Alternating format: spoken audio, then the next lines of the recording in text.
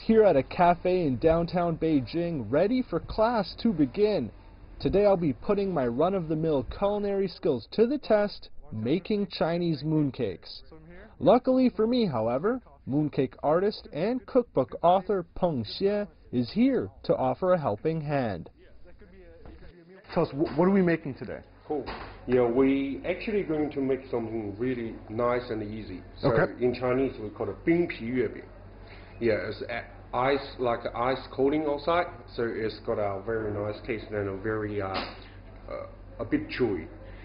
Step 1 involves stirring in the mooncake mix and cocoa powder, and then adding some boiling water.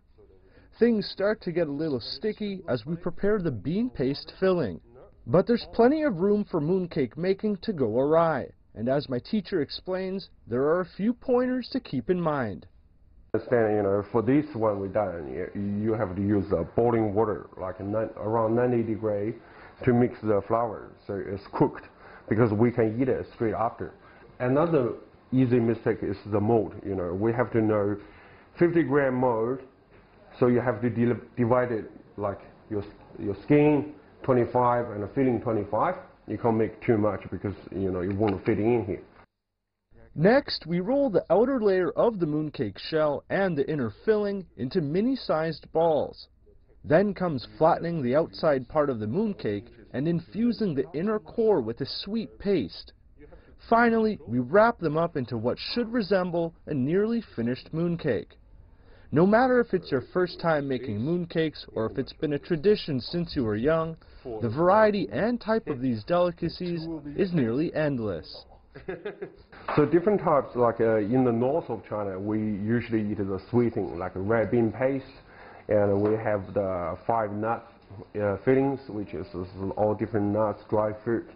And for suzhou, which is another different mooncakes, which is having the flaky pastry outside with meat.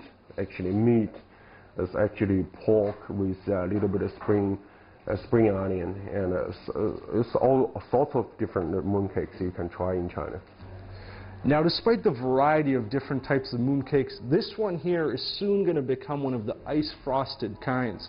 But before I take a bite out of this little guy, there's a few final touches required. Finally, we load up the mold, stuffing it with my bun-like looking mooncake, and give it a nice hard and long press. Voila, there it is. Just a sprinkle of chocolate frosting, and we're able to experience the Mid-Autumn Festival in a more authentic way.